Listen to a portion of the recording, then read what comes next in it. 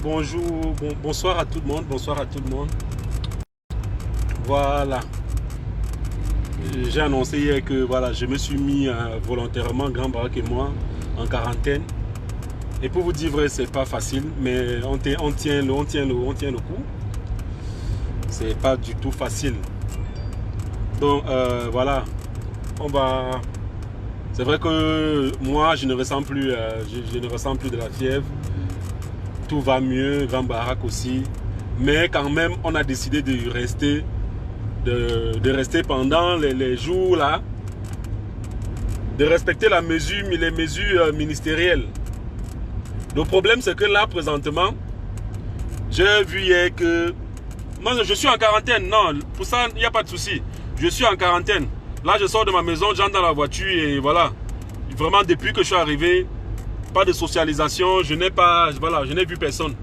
Donc, il n'y a que ma voiture qui est peut-être contaminée. Mais je peux prendre personne là dans ma voiture présentement. Je suis sorti là, j'ai passé toute la journée dans la maison, mais là, je suis sorti pour voir un peu l'ambiance dehors. Déjà, premièrement, on a dit qu'on fermait les bars à 18 h. Là, je suis en train de me rendre dans un quartier qu'on appelle Essos. Et je vous assure que vous allez voir les miracles. On a dit qu'on fermait les bars aujourd'hui à 18 h. Et là, je suis en train d'aller à Essos. D'ailleurs, j'y suis presque. Mais en attendant, j'aimerais préciser quelque chose. Il y a le vol Air France qui est arrivé hier. J'ai cru entendre qu'on a confiné, on a mis les gens en quarantaine dans des hôtels. J'ai vu des vidéos qui circulaient comme quoi il y a certains hôtels qui ont même refusé de recevoir les gens. Là, je suis dépassé. Parce que je me disais que une réquisition, c'est une réquisition. Tu es gérant d'un hôtel, on réquisitionne ton hôtel, mon frère. Tu refuses en tant que qui? Je ne comprends pas. Les gens n'ont pas compris qu'on est en guerre. Et je pense même que c'est la 3e guerre mondiale. Les gens n'ont pas compris ça. Jusqu'à présent, vous allez voir. Vous allez voir comment les gens sont en train de boire leur vin. Tranquille. Je suis en route pour Essos, non? Je vais vous montrer Essos, vous allez voir. Je suis en route pour Essos. Les gens n'ont pas compris. Non, comment tu dis c'est la quarantaine ici? Mon frère, il faut comprendre que la quarantaine, c'est d'abord toi-même. Si les gens qui sont arrivés hier pouvaient faire comme nous, parce que nous sommes arrivés, personne ne nous a obligés de nous mettre en quarantaine. Mais depuis hier, je n'ai reçu personne. Comme je suis dans ma voiture, là, je suis sorti de chez moi, je suis entré dans la voiture. Les vitres sont fermées, je n'ai pas de contact avec les gens. C'est ça, se mettre en quarantaine. Pas de socialisation, pas de contact avec les gens. Et c'est ce que je suis en train de faire. Se mettre en quarantaine, ce n'est pas rester cloîtré dans sa chambre. Il y a les gens qui sont venus me rendre visite aujourd'hui, mais ils sont restés en bas. Moi, j'étais en haut, on se parlait quand même. Et après, ils sont partis. C'est ça, être en quarantaine. Si chaque personne pouvait être responsable, c'est qu'on n'avait même pas besoin de prendre la mesure qu'on a prise là hier, confiner les gens. C'est parce qu'on sait que tous ceux qui arrivent d'Mbengla, ils sont pressés pour rencontrer leur famille, ils sont pressés pour rencontrer les copines, pour aller dans les meublés. C'est à cause de ça qu'on fait ça. Mais c'est une vraie guerre. Quand le président français dit on est en guerre, c'est une vraie guerre. J'ai cru entendre quelque part que les gens, il y a certaines personnes dans les hôtels qu'on a mis en quarantaine hier, qui sont sortis aujourd'hui, aller faire les achats. J'ai vu un post comme ça sur Facebook. Ils payent les policiers pour aller faire les achats. Mais est-ce que vous savez même que c'est une mesure? Bon, déjà, je ne suis pas sûr. J'ai vu ça sur un post Facebook. Que les gens payent les policiers pour aller faire les achats. Mais c'est une mesure présidentielle. Est-ce que les policiers ont même compris que c'est une mesure présidentielle? Parce que on s'est rendu compte c'est une guerre. Ça veut dire que si tu prends l'argent à quelqu'un qui est arrivé au Cameroun pour qu'il aille faire les achats et qu'il ne pas contaminer les gens, ça signifie que tu es contre nous. Ça signifie qu'en fait, on est en guerre et tu es contre nous, monsieur le policier. Et si tu es contre nous, nous, on va te punir. Oui, je m'adresse aux policiers qui ne vont pas veiller à ce que ces gens-là restent confinés dans les hôtels. Qui ne vont pas veiller à ce qu'on fait. Parce que là, je suis à Essos. Attendez, je vais retourner la caméra, vous allez voir. Non, quand même.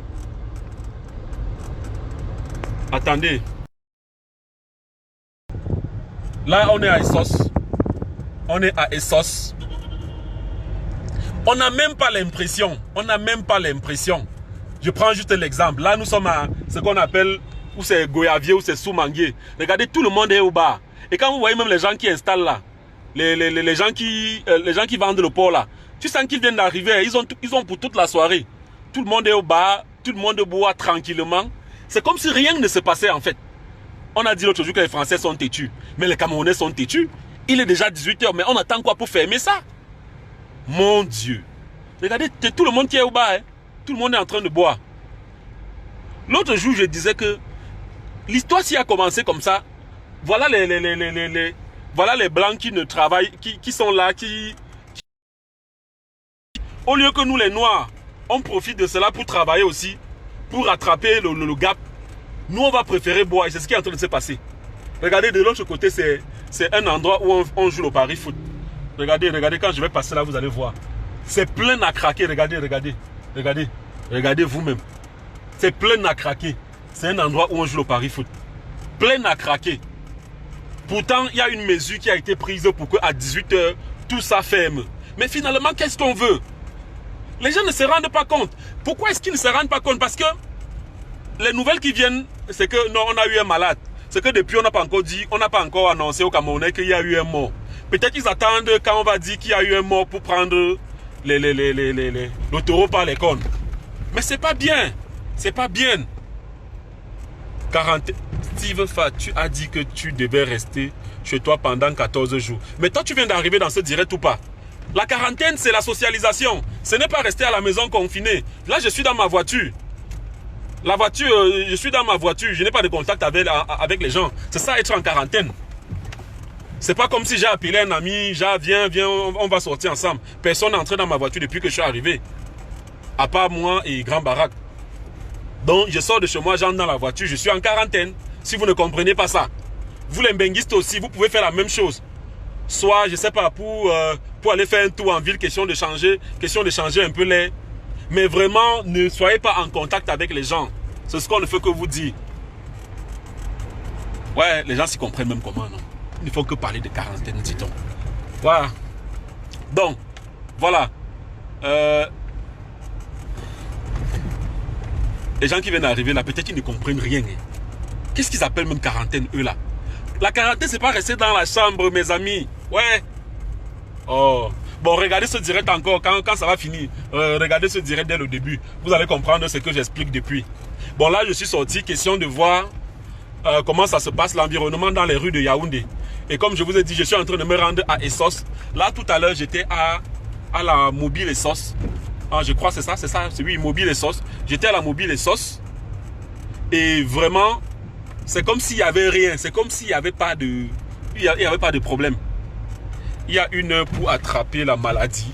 Non, en fait, une mesure, c'est une mesure. C'est vrai que moi, cette mesure-là, pour moi, vraiment, prenez ça, c'est ce que moi j'ai dit. Hein. Ce n'est pas une manière de naguer les gens qui ont pris cette mesure-là.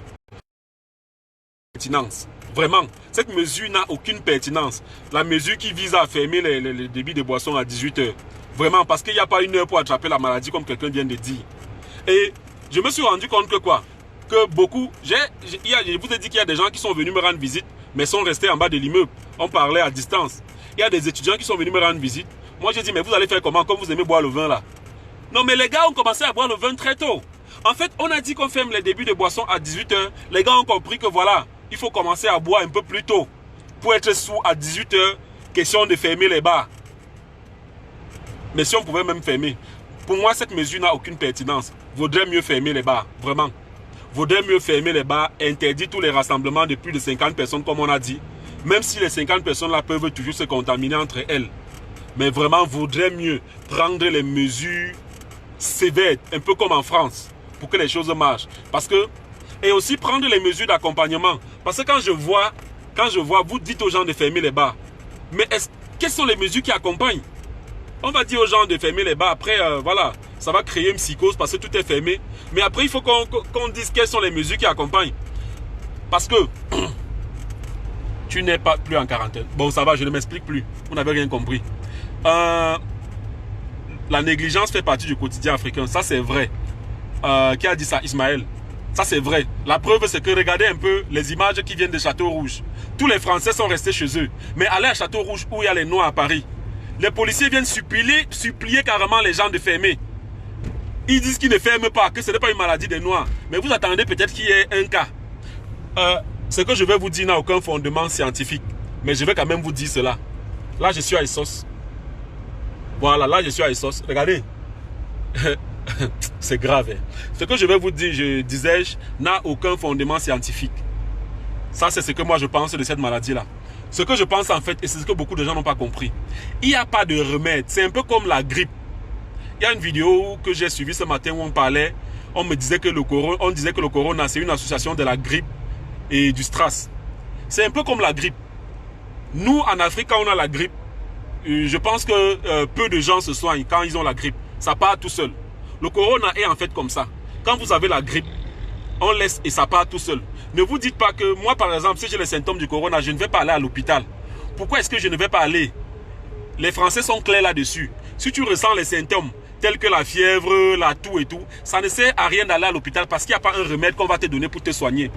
Par contre, il y a le corona a un autre symptôme qui est la respiration qui devient difficile. Les difficultés respiratoires.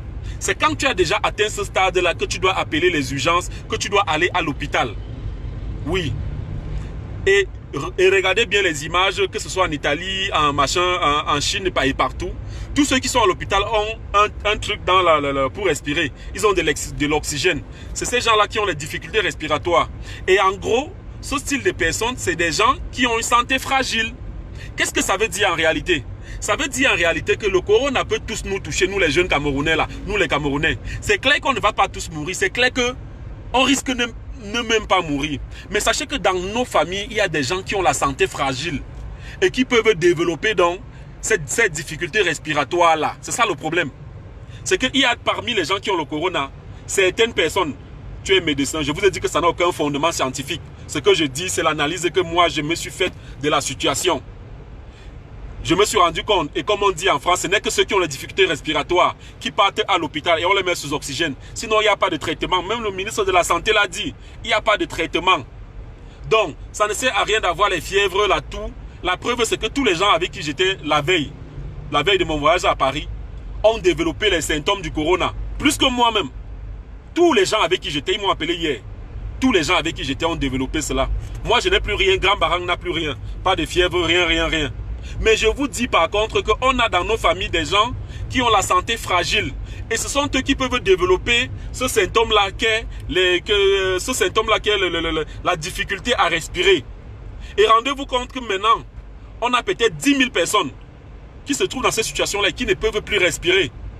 Là, il faut les mettre sous oxygène. Vous connaissez nos hôpitaux.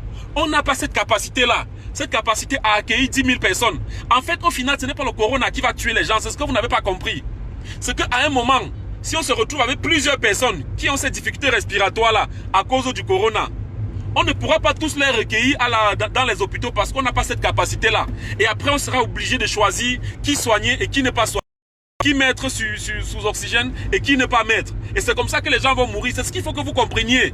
Pour l'instant, tout le monde guérit parce qu'on a encore la capacité à pouvoir contenir le petit flux qui arrive. Mais si à un moment, on a 1000, 2000 personnes qui arrivent, je vous jure que ça ne sera plus possible.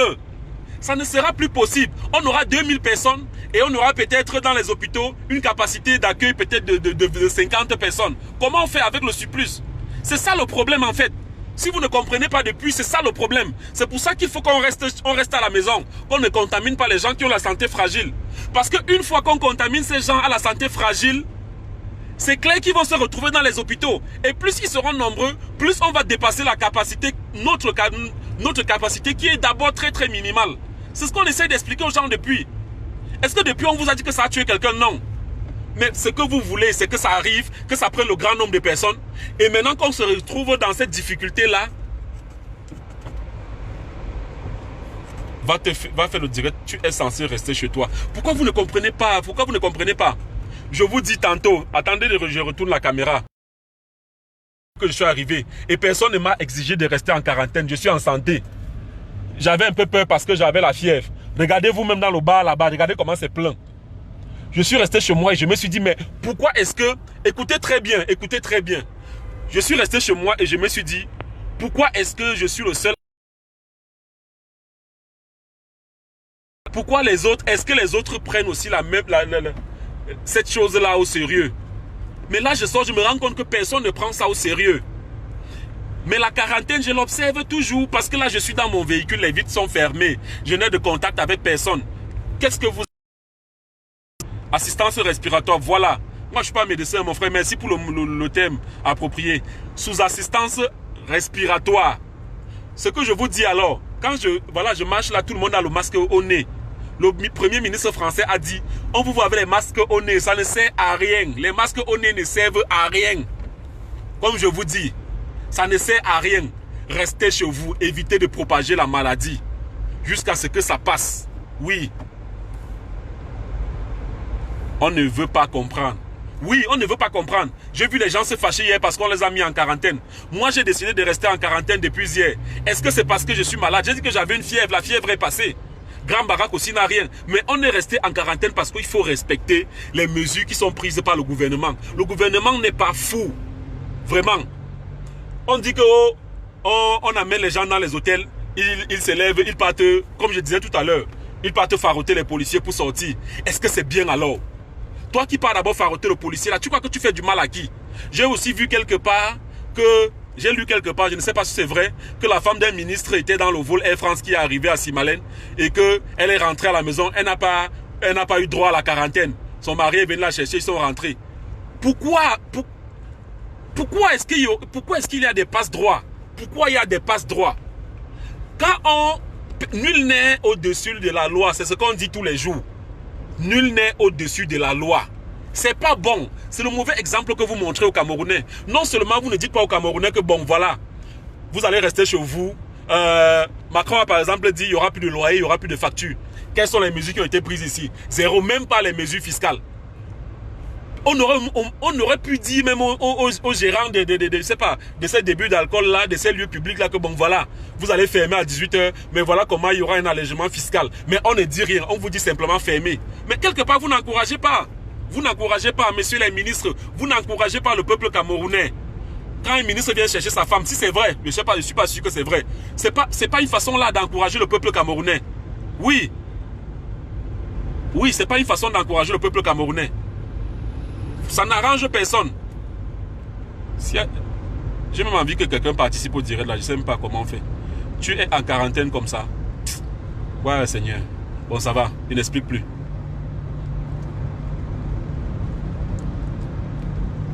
Pardon, expliquez au nouveau là. Expliquez au nouveau. Je ne fais que répéter. Ceux qui ne font que me demander pourquoi je ne suis pas à...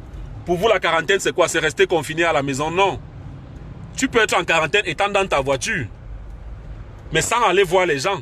Là, je suis sorti pour voir ce qui se passe dans les rues de Yaoundé, c'est tout. Maintenant, je suis en train de rentrer chez moi. Au moins, je vous ai montré qu'il est 18 h et personne n'a fermé. Et comme je vous dis, personne ne va fermer. Ça, c'est clair. Personne ne va fermer. Parce que non seulement les Camerounais n'y croient même pas, et aussi les mesures même. Le gouvernement ne prend aucune mesure pour accompagner ces décisions-là. On ne peut pas dire aux gens de fermer. Et on ne prend pas de mesures d'accompagnement, c'est pas bon. Et aussi, faut pas qu'il y ait des passe-droits. Faut pas que, parce que c'est la femme d'un ministre, on met les gens en quarantaine, elle, on la met pas en quarantaine, ça n'a aucun sens. Vous n'aidez pas la population. Et je crois que j'ai été très clair quand j'ai expliqué. Voilà, tu es un patrouilleur. Oui, je suis un patrouilleur. Aujourd'hui, je patrouille pour voir vraiment si les Camerounais prennent conscience du fait qu'on soit en guerre. Et ça m'a fait mal aujourd'hui quand j'ai lu quelque part que les gens qui revenaient dans le vol Air France hier et qui étaient logés à l'hôtel payent de l'argent aux policiers pour aller faire les courses, pour aller voir les petites. C'est pas normal. Je dis si c'est vrai, il faut qu'on suspende. Je dis comment dire, qu'on suspende ces policiers-là. Si c'est vrai. Voilà. Et si c'est pas vrai, que les auteurs, les gens qui ont fait ces posts-là sur Facebook, qu'on les recherche et qu'on les punisse. Voilà. C'est pas normal. On ne peut pas faire des choses comme ça. Ou on est ensemble ou on n'est pas ensemble. Voilà le mal qui est là. On devrait se mettre ensemble pour combattre. Comme je disais hier, on laisse tous nos querelles d'abord pour quelques jours. Voilà la Chine qui triomphe déjà. Voilà. Il faut qu'on triomphe aussi parce que... voilà, les gens s'y est. Attendez, vous allez voir.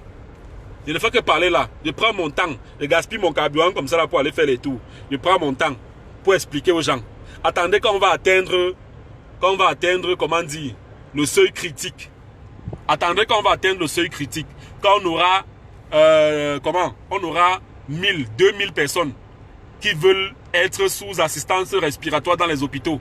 et qu'on n'aura pas les lits où les mettre, c'est là où vous allez comprendre que, en fait, ce n'est pas le corona qui tue.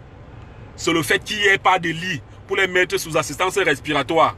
C'est là où vous allez comprendre cela. C'est comme ça que les gens vont commencer à mourir. C'est peut-être là où vous allez vous rendre compte qu'il fallait vraiment qu'on prenne des mesures pour ne pas propager le truc.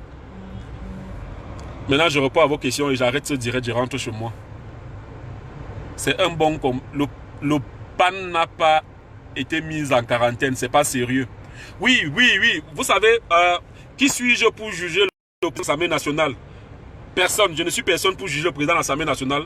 Mais je pense que, parce qu'on m'a dit qu'il a été dans le vol qui a précédé le mien, je pense que, de façon responsable, le président de l'Assemblée nationale aurait dû se mettre en quarantaine. Mais quelque part aussi, je comprends que, voilà, il était en main et il fallait bien qu'il vienne, parce que s'il n'était pas là, il n'allait pas être réélu président de l'Assemblée nationale. Il était en bain, il a vu le poste en train de partir, comme ça il a dit, hey, mon frère, il faut qu'il rentre récupérer mes choses. Mais je pense que de façon responsable, il devait être lui-même, il devait entrer en quarantaine, sans qu'on ne lui oblige. Il devait le faire. Le fait qu'il soit allé à l'Assemblée nationale, juste parce qu'il voulait sa réélection, vraiment, c'est pas un acte civique. En temps de crise, ce n'est pas un acte civique. C'est un très mauvais exemple que le président de l'Assemblée nationale nous montre. Et de ce fait, ça n'encourage pas les Camerounais qui veulent prendre les décisions. Parce que les décisions que moi je prends, par exemple, cette décision, c'est une décision radicale.